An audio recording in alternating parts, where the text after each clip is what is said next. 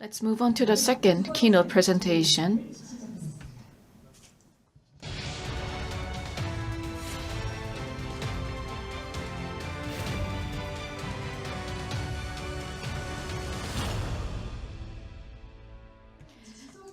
Now we're going to discuss the sustainable future and fairness. Let me introduce this keynote speaker. I'm honored to be able to introduce him. We have with us His Excellency Lars Løkke Rasmussen, former Prime Minister of Denmark, and the moderator is Chairman Kim Jinpyo of the National Economic Advisory Council of the Democratic Party. And Chairman Kim helped a lot in starting off with this Global HR Forum. Please welcome Mr. Rasmussen on the stage, along with Mr. Kim. 네, 단상 위로 모시겠습니다. So please come up to the stage. 자, 그럼 진행.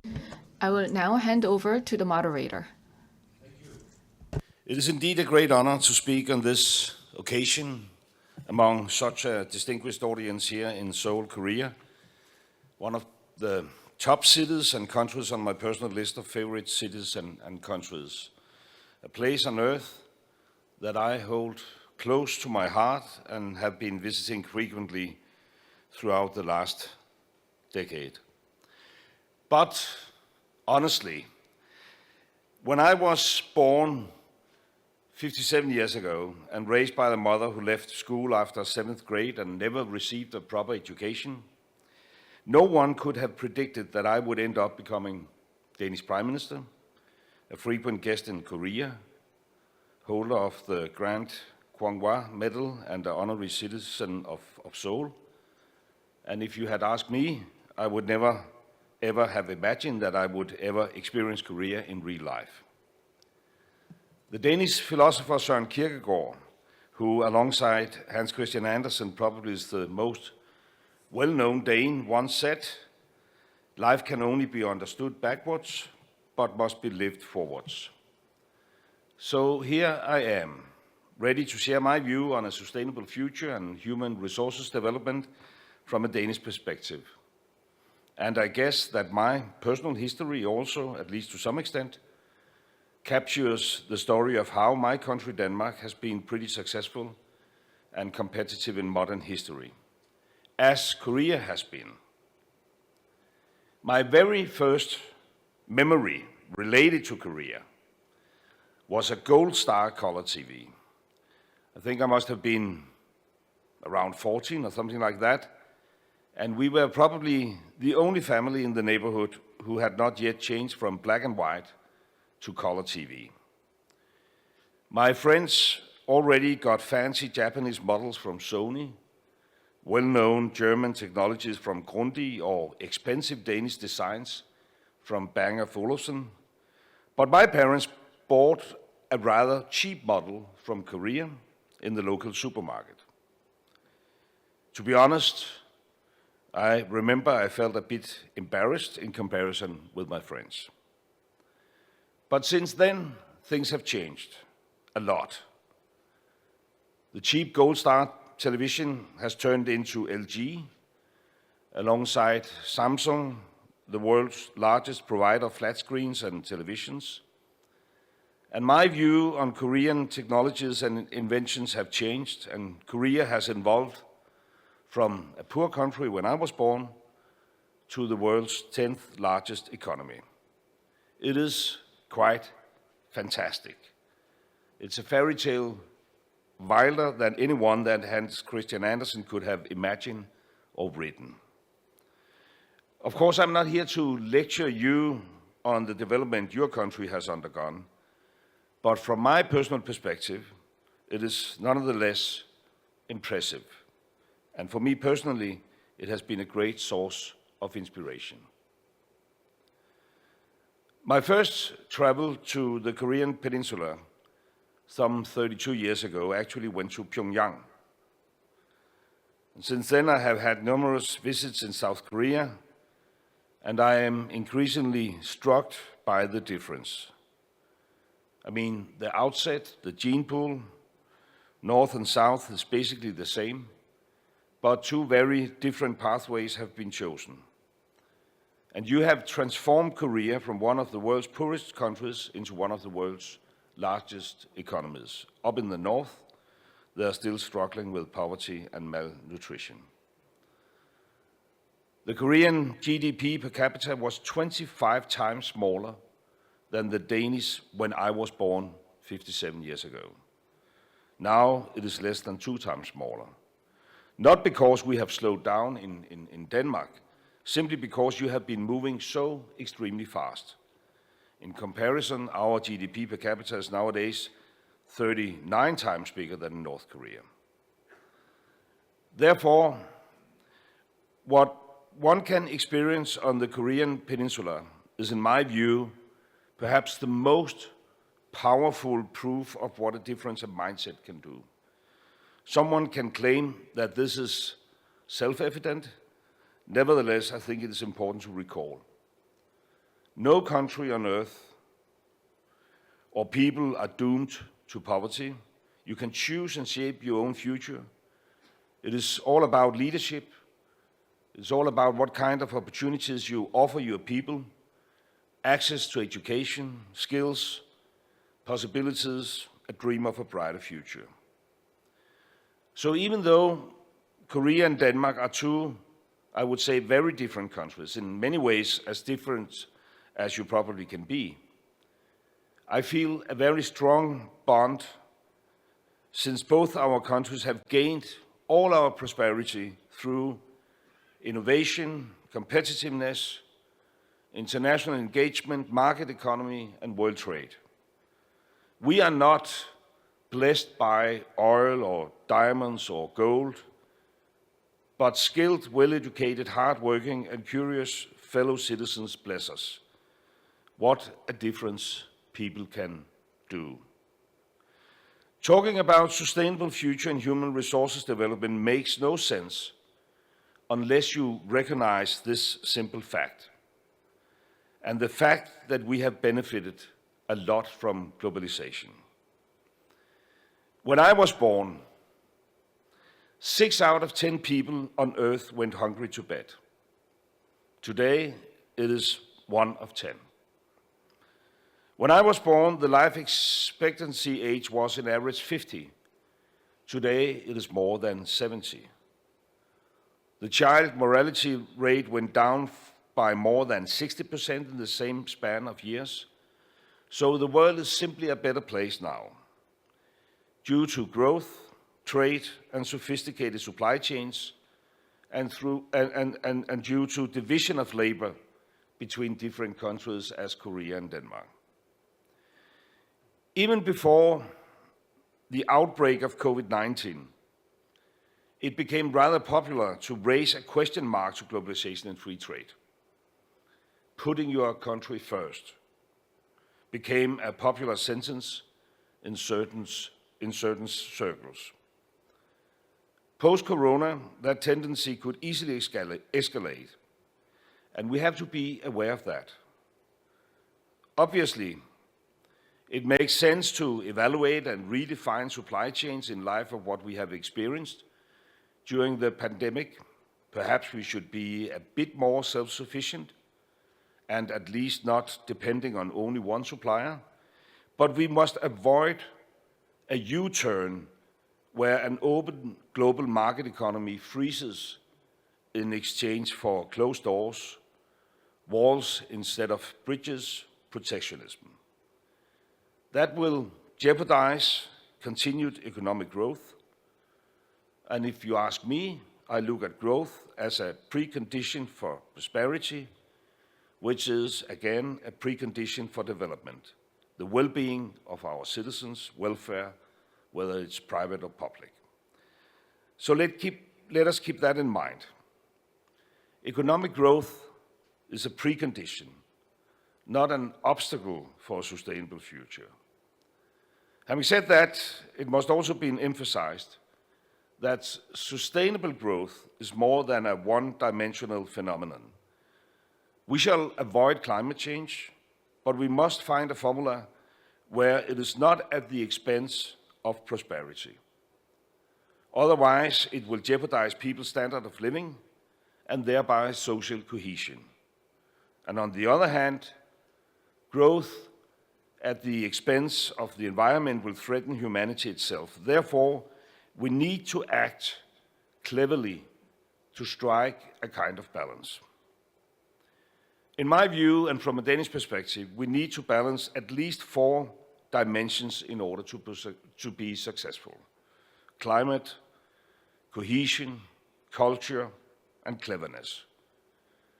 And I prefer to regard these 4 elements as a kind of building blocks, and if we blend them together in a proper way, it will combine our efforts to create a sustainable future. And just a few words about each of these building blocks. Climate first. There's simply no way around it. We must step up our fight against climate change. It's not only or just a moral issue. The fact is we do not own this planet, but have borrowed it from our children. So it is in our own best interest. If we lose control, we will witness natural disasters, conflicts, battle for land and water, refugee flows that will destabilize our civilization. So it's time to wake up and respond. And that is, of course, a personal responsibility. It is also a corporate responsibility. It's a national responsibility and an international responsibility. However, not everyone can wait for everyone. So let us get started. Let us lead by example. Denmark is doing our part and is a kind of first mover. By coincidence, you could say. Our economy suffered very hard from the oil crisis in the early 70s when I was a child. Unemployment rates went through the sky. And in order to unlock the dependency of imported fossil fuel, it leapfrogged investments in energy efficiency and renewable energy in Denmark, especially wind energy. On a windy day, we now produce more electricity than we can consume. It has enabled us to de-link economic growth from energy consumption. And we now stand ready to set new goals.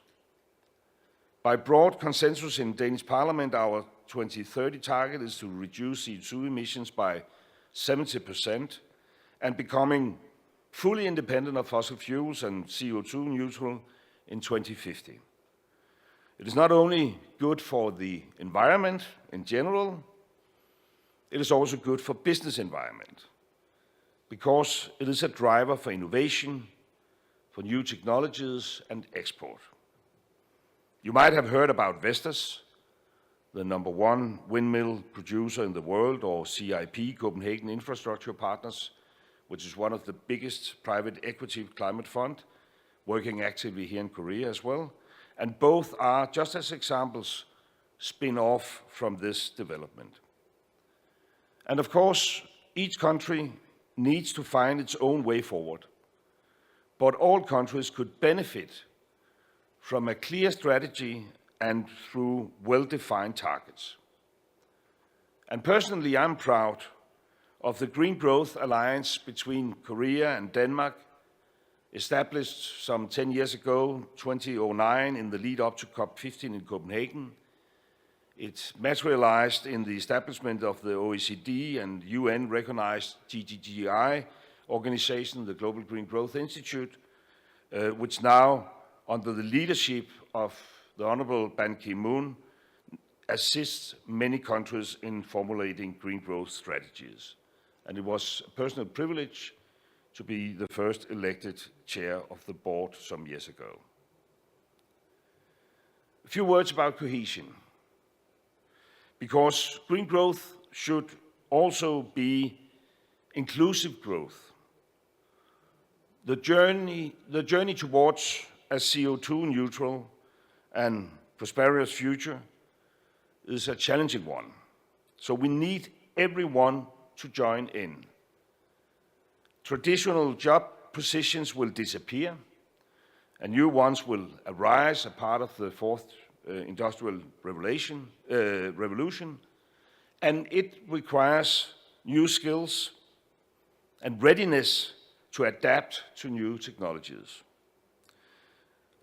Not so long ago, a generation ago, 2 generations ago, one could ask his or her parents, or even grandparents, about a professional advice. How should I fertilize this field? How should I build this house? How did you do it? I will do it the same way.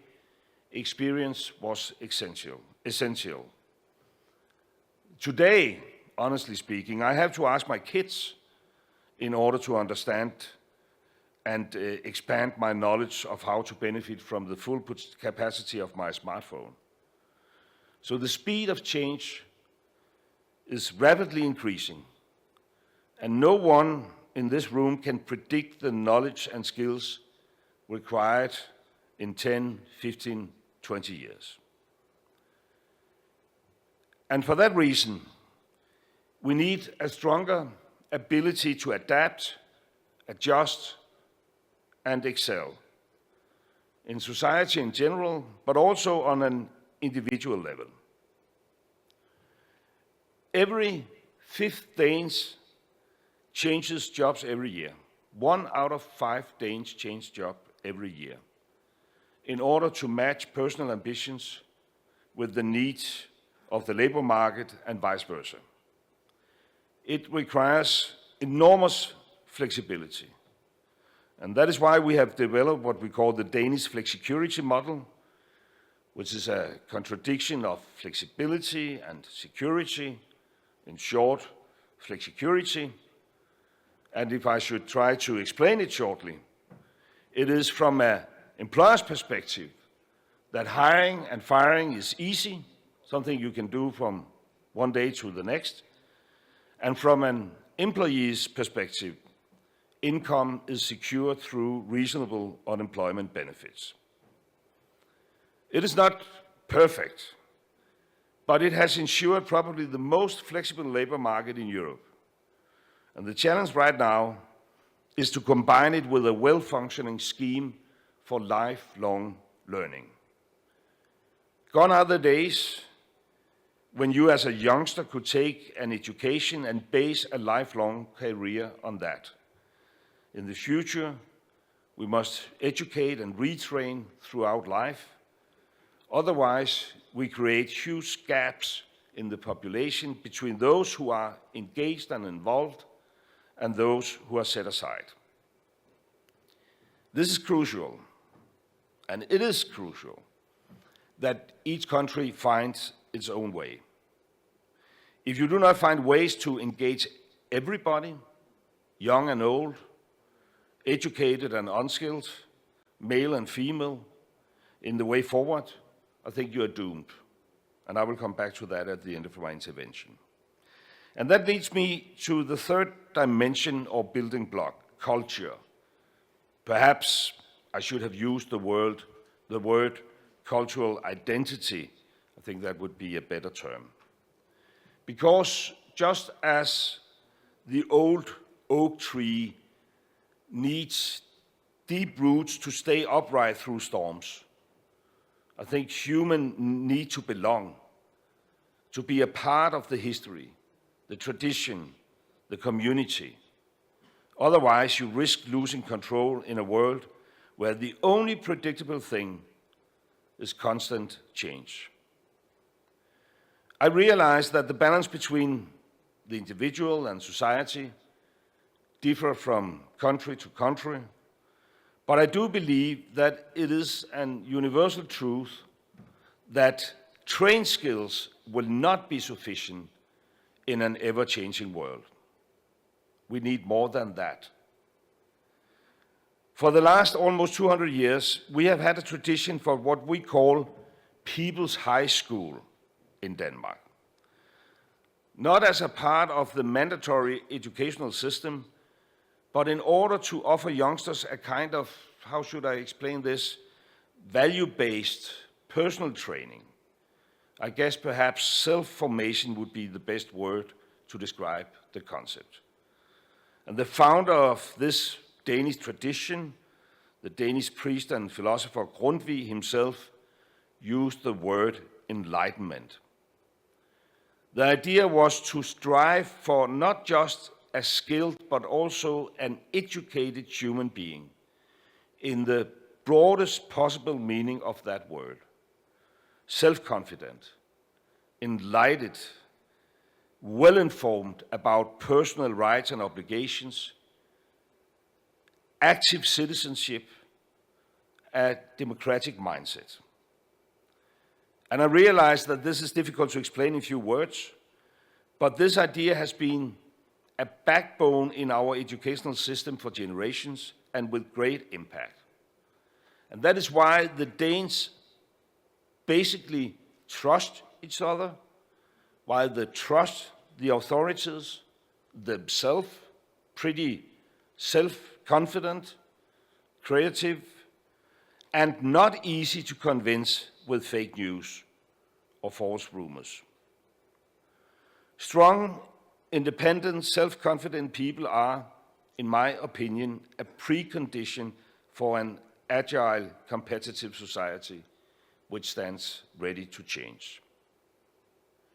It has been said that when the winds of change blow, some build windbreaks while others build wind turbines. And we in Denmark definitely prefer windmills. We prefer the future rather than the past. So finally, the fourth building block, I call it cleverness, but perhaps it should have been more like we need an evidence-based approach to tackle acknowledged challenges. I am a true believer in science and human ingenuity. It is not a quick fix, but I refuse to be intimidated by doomsday prophets who foretell the end of civilization. It must not be a convenient excuse for inaction, but if we pool global scientific resources, we can truly make a difference. And here again, it starts at company level or domestic level. Denmark is less than 6 million people out of almost 8 billion people on Earth. And I think we account for 0.1% of global CO2 emission. But we happen to be world leading in certain sectors as district heating, water saving technology, windmills, energy efficiency, and agricultural production with a gentle CO2 footprint. And there's an old saying, he who has the ability has the obligation. And I think that is true. Because you could argue that a total standstill in Denmark, if we closed everything down, it would only expose the global climate tipping point by less than 2 or 3 days. But we are obliged. Small, yes, but not a desert island. Moreover, it is also a huge opportunity. If we manage to fine-tune our core competences, it could not only have a great impact globally, because we could lead by example, but also locally in Denmark at the same time, in terms of growth, job creation, prosperity. And the same goes for every single country and business framework around the globe. So let's step up, let's invest, show us how we can seize the global challenge of combating climate change without losing wealth. Once again, the detailed design of the incentives should differ from country to country, adapted to the local prerequisites and framework, but it is of crucial importance that we act. And so we do in Denmark, through tax deduction on R&D on company level, by national goals for R&D investments, minimum 3% of GDP, and through public-private partnerships. It's not atomic physics, it is pure pragmatism, and hopefully it can inspire. And we need to do more, as long as we promise that we will do our utmost in the interest of the globe and not as a cover-up for nationalism and protectionism. So, climate, cohesion, culture, cleverness, of course I could have elaborated more on these 4 dimensions, but I hope I have given you just a kind of impression of why and how I think they are crucial in building a sustainable future. 4 important building blocks. What should then be the mortar that makes them stick together, or the glue that glue them together? And I would say fairness. Fairness, for lack of a better word. Internationally, in terms of a rule-based international society which can secure a level playing field, and even more important perhaps, domestically to ensure that no one is left behind. So let me conclude. I'm an optimist.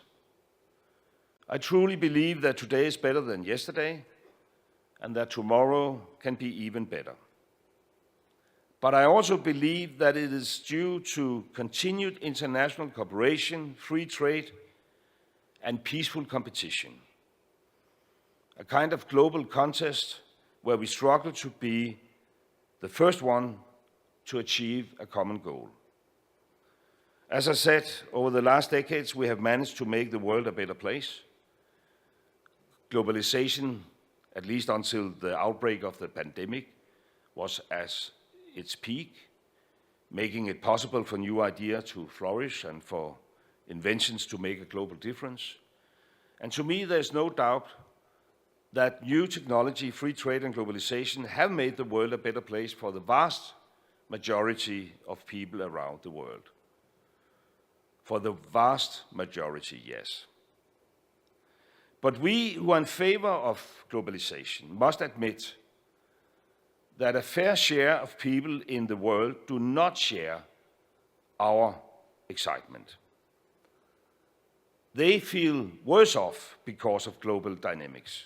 To them, development equals insecurity, competition equals problems, and the future equals a constant fight just to try keeping up with the rest.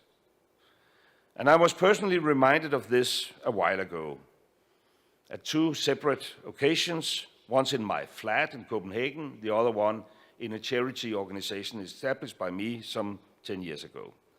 So the first one took place in my own living room. My oldest son had just graduated from Copenhagen Business School in international business. And to celebrate, he invited some of his fellow students for a dinner in our apartment. And I was, of course, appointed head chef of the evening. And while I was cooking and serving food and drinks for the guests, I couldn't help noticing their optimism. Youngsters. None of them feared the future. They were full of dream and ambitions. They were even speaking English all night, although only one was not a Dane, and he was actually able to speak Danish, by the way, but they spoke English. Some days later, I was biking with a group of kids who had suffered many defeats in life and in school, left with nowhere to go, unemployed, unskilled. And they were talking about the future as well. One had just received his first good grade ever in life. These boys had dreams as well, but they far too often turned into dead ends or even nightmares because of difficulties in school or at home. So, ladies and gentlemen, if we turn our backs on such kids, close our eyes to the flip side of globalization, we are not only compromising our moral obligations as leaders and humans, we also risk losing support for free trade, international cooperation, and perhaps even liberal democracy. In my opinion, we all need to be aware of this danger. And all leaders, whether in business or in politics, at all levels, are responsible for dealing with it. Because if free trade becomes less free, if international cooperation fails, if our free societies erode, we will all be affected. The good news is that we can in fact make a better world if we decide to do so and learn from the past. So I think we should do so.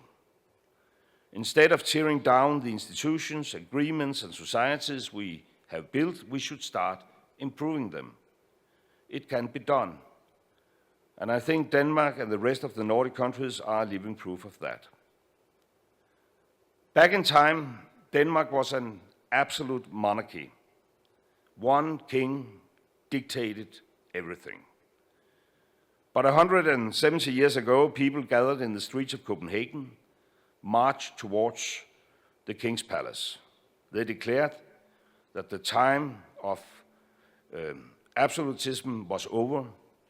Denmark was to become a free and democratic country. And surprisingly, the king agreed. Revolution was a fact, the most peaceful ever, probably. Today, this way of caring about the future of our society and finding peaceful solutions is still a part of the Danish DNA. Within the last century, we have built a welfare state. Yes, we pay high taxes, probably the highest taxes in the world, but we get something in return. Free education, free hospital care, a helping hand when we get old or if we lose our job. For more than a century, employers and unions have solved labor market issues together, most often with a responsible perspective on both sides. Creating a flexible labor market where employers are able to reallocate resources and employees are provided with a fair degree of security. And despite being one of the most digitized countries in the world, we still insist that people comes first, and that human trust is one of the most important values of all. To me, this approach is the way forward. True leadership is not only about making the most fortunate able to perform even better, it is also about providing everyone with a fair chance. True leadership is not just about putting your company first. It's about adding value to the world in which you operate. And true leadership is definitely not a matter of only putting your country first. It's about being part of something bigger. So let me conclude on that note. Combating climate change, hunger, and injustice is not a technical discipline. It's all about humans.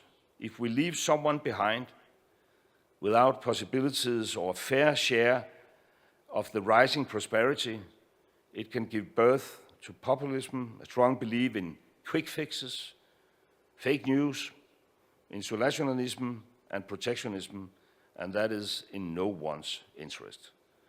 Thank you for paying attention. Kamsaida.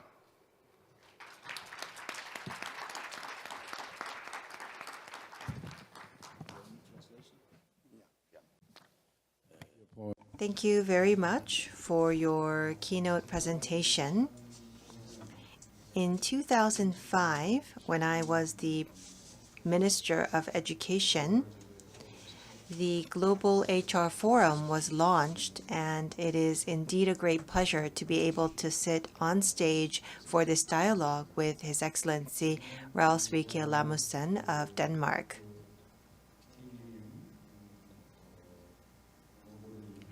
Well, I did receive his presentation in advance, and based on that, I have some prepared questions.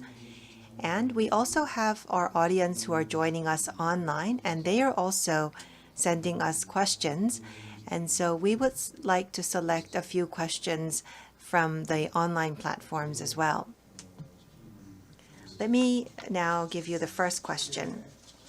Recently, around the world, due to the energy crisis, many people question renewable energy because of the instabilities in the supply. In Latin America, where they use hydropower, had the shortage of energy because of droughts. In California, due to heat waves and droughts, there was the possibility of blackouts because of the drop in productivity by hydropower. In Korea, 68% of our national territory is covered by mountains, and so utilizing solar energy is very difficult. And if we were to use wind energy like Denmark, that would be great, but we have no choice but to install them on sea, and there is the issue of damaging fishing grounds, and the fishermen are very much worried about this issue. Renewable energy, can it be a stable and sustainable source of energy? Of course, we need to continue research to further develop renewable energy, but in the meantime, countries around the world are developing small module reactors, or SMRs, which are known to be less expensive and safer. As of 2020, Korea relies on 29% of energy on nuclear energy. Of course, renewable energy should be the firm foundation for a net zero society, but keeping in mind a sustainable future, we have announced that we will be reducing our carbon emissions by 40% by 2030. In order to achieve this goal, many people believe that realistically it's difficult to achieve this goal without nuclear energy. Within the EU, there are some countries with similar positions to Korea. So concerning this trend, what are your opinions? I would like to ask you for your opinions. Well, thank you so much. First of all, we don't have nuclear power in Denmark. I guess we import electricity from countries who have nuclear energy, and that's perhaps proved my point, because I think what we need is kind of diversity. It goes without saying that if the wind doesn't blow, you can't produce electricity from a windmill. And if you do not have water in the rivers, you can't produce hydro energy. But the way we have solved it in Denmark, in Europe, in Nordic, is that we have established a Nordic electricity market, a single market for electricity. We did that many, many years ago. And it serves as an example for what is happening in Europe now, which is establishing a European single energy market. And I think that's the way forward. And then, of course, we invest heavily in the idea of how we can use electricity from the windmills to store them, to make power to X. We just decided to build a totally new energy island in Denmark, and I know you have similar thoughts in Korea. I know that two Danish companies, Ørsted and the Copenhagen Infrastructure Partners, are working with Korean politicians at regional level, and I think that is the way forward. In Europe, when we witnessed what happened in Japan a few years ago about the nuclear reactor, it was a pretty common decision that we should avoid nuclear in the future. And I know there are different opinions about that, and it's not up to me to decide, but I think even though you decide to invest in nuclear, that will not be enough. So I think diversity is the way forward. And Denmark is a living proof that we can use renewables from wind in a way that is doable, even though the winds are not blowing exactly every day or the water is not running every day, due to this integrated energy system.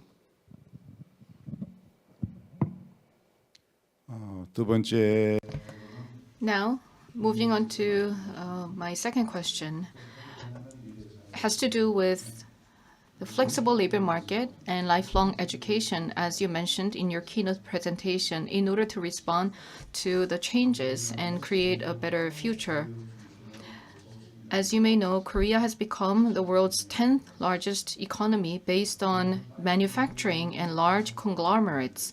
However, now we're going through the fourth industrial revolution, and in order to achieve carbon neutrality and economic prosperity at the same time, we need to innovate our business structures and industrial structures.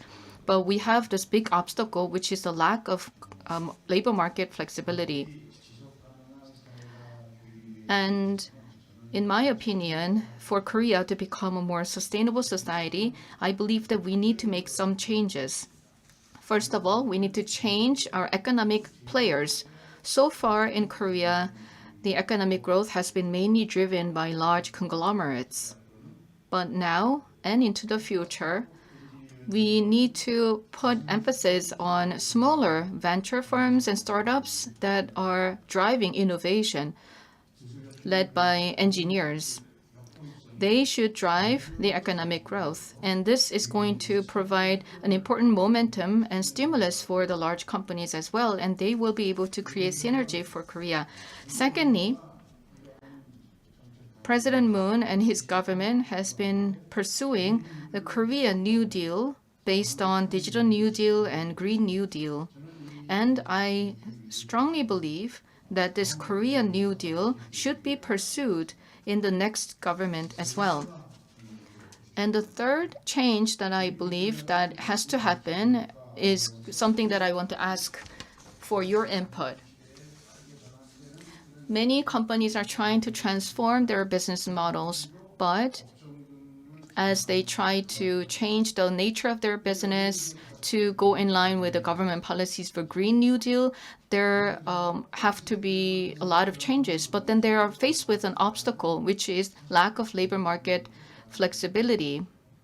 Laborers or workers also need to upskill and retrain through lifelong education to meet the changing labor market demands. And in order to increase labor market flexibility and expand lifelong learning, we need a social consensus. However, we have been not very successful in reaching a social consensus. The Korean politics has been rather skilled at promoting confrontation, but rather they have not been very effective in promoting social flexibility through dialogue and compromises. So given the situation in Korea, I would like to say that Denmark is a very good example because Denmark has been successful in increasing labor market flexibility and promoting lifelong learning. And you became an honorary citizen of Seoul in 2016, and you visited Seoul many times. So I'm sure you have a lot of knowledge and interest in Korean society. Now, as for this issue of increasing labor market flexibility and promoting lifelong learning and ultimately reaching a social consensus on these two challenges, what kinds of advice can you give us? Thank you. 감사합니다. Well, first of all, I think that flexibility and security must go hand in hand. It goes without saying that from a business perspective, you want a flexible labor market. And we have a flexible labor market in Denmark. It's easy to hire and fire. And as I mentioned in my intervention, 1 out of 5 Danes actually have a new job position every year. It's quite amazing, actually.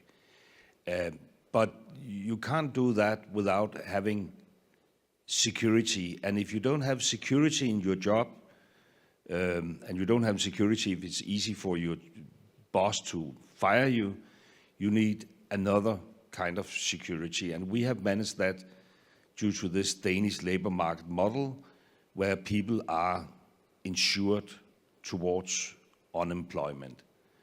And that gives this feeling of security. And if you feel secure, I think it's easier to react. And you know that if the company within I'm working now will lose competition, it will be rather easy for me to move forward to another job position. So I think you need to establish, and I'm not an expert in Korea, so I can't, predict how exactly you should do it, but you need to work on flexibility and security at the same time, and combined it with, as you mentioned yourself, lifelong learning schemes. And we are not perfect in Denmark. It's actually still a challenge in Denmark. How should we convince an unskilled person or someone who took an education as a youngster to work on his skills throughout life? And we are discussing how to do this. We have different schemes where, for instance, a company which have to go through a transformation can at the same time ask the workers to work and, for instance, 1 day out of 5 go to the school, so to speak, on taxpayers' money. So we have these kind of combined schemes, and I think each country has to find its own way. But the key words is security, flexibility, lifelong learning. Yeah, thank you. 네, 감사합니다. Thank you very much. We will now go on to the third question. At this year's Global HR Forum, one of the topics is ESG. ESG has now become a very important topic, and you also mentioned international accountability. But some of the developing countries are questioning ESG. At the COP26, which is currently ongoing, there have been some agreements that have been made. For example, the agreement on stopping the utilization of coal power generation, major countries such as the US and China did not sign the agreement. And concerning the agreement to reduce the generation of methane, Russia, China, and India did not sign that agreement. As the second chair of GGGI, what are your thoughts on the COP26, which is to end on the 12th? What is your assessment of COP26? And the reason I ask you this question is that in some developing countries, they say that under the premise of ESG, advanced countries such as the US and EU are blocking the opportunities of the emerging countries from developing further. And so there are criticism on the side of the developing countries concerning this decision of the US and Europe. So we would like to listen to your opinions.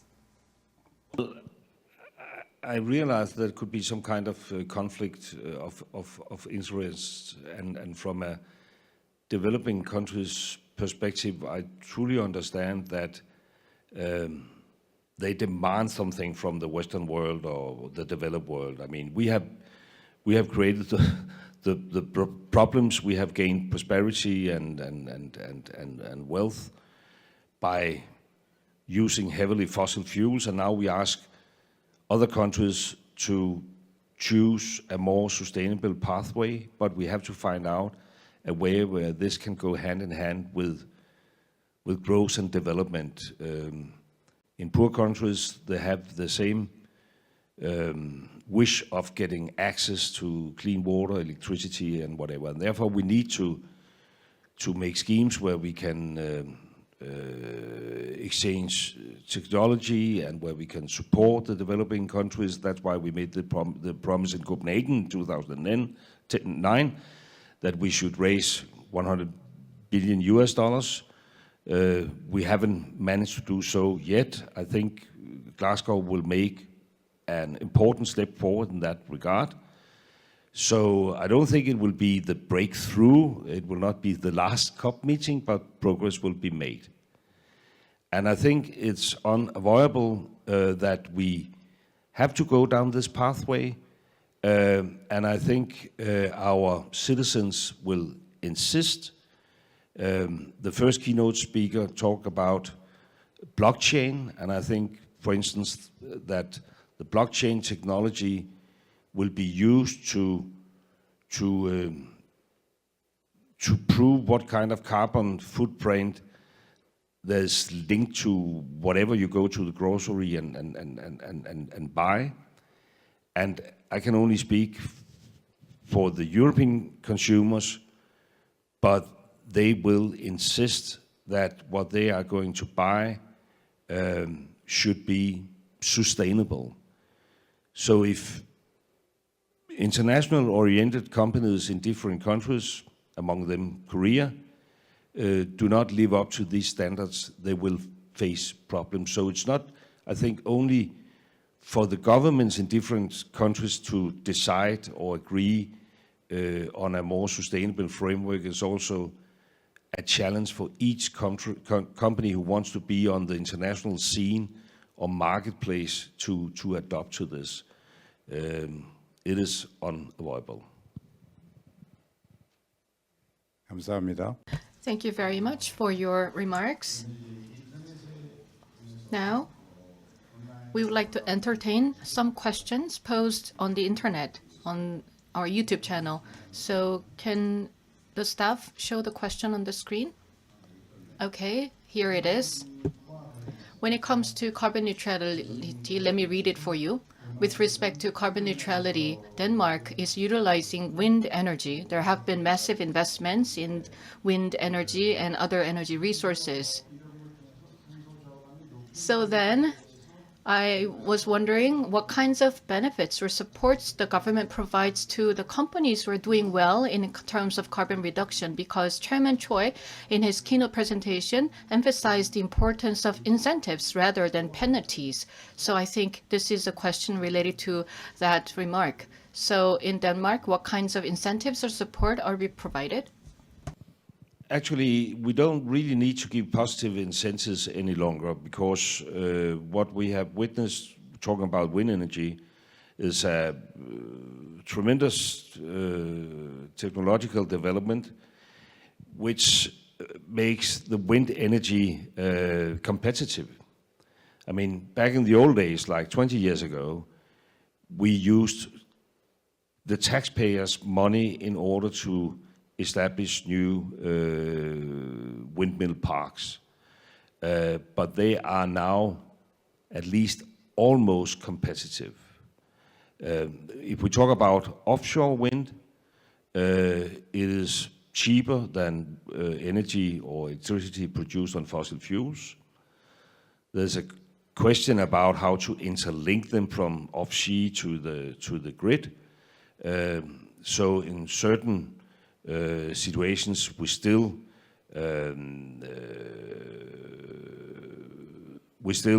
have tax schemes, but that will soon come to an end. So it's actually doable in real life without incentives. What we are discussing now is to introduce a carbon tax, a general carbon tax in Denmark, in order to give all part of society, whether it's the farming industry or the farming sector or the industry, an incentive to go more to go green. And of course, the best thing would be if we could do that in a European perspective, because if you introduce carbon tax on domestic level, you could jeopardize the level playing field among countries. But nevertheless, that's the way forward, so that any company who makes investments have to bear in mind that being competitive is also about being sustainable. 네. 이제 덴마크가 Yes, in Denmark, you are able to create the competitiveness for wind energy, even without penalties or incentives. That is something that we look up to. We have another question from the online platform. Could we have the question on the screen, please? Yes, thank you. Concerning the environmental education in Denmark, what kind of education do the students receive within the schools and communities related to education? Well, I think most schools actually introduce the kids for the different sustainable development goals adopted by UN. And a lot of kids attend different kind of vocational trainings, whether it's scouts or gymnastic or whatever. And in all different part of these activities, I guess sustainability and how to engage with nature and respect nature and biodiversity and something like that is integrated. So it's also linked to what I mentioned in my intervention about this public folk high schools, the Danish tradition of enlightenment, how to be a citizen, not only a consumer. So it is an integrated part of education. It is not something which we put specific on the agenda. So Monday between 8 and 9 we have to be teaching sustainability is an integrated part.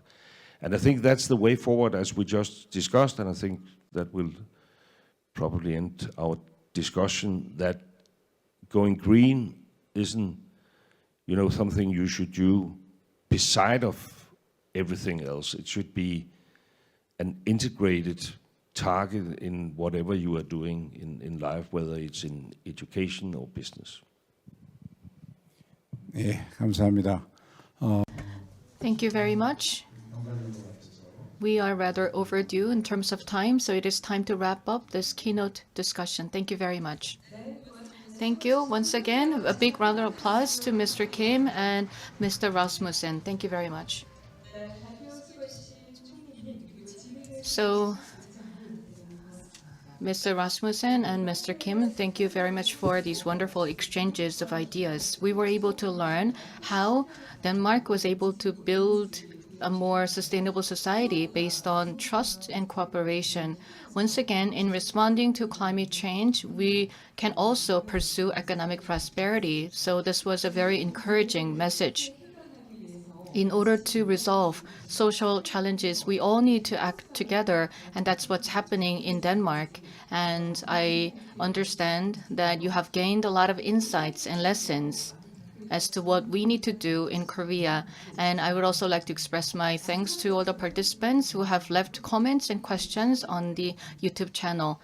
I hope that you will stay with us until the very end of the program.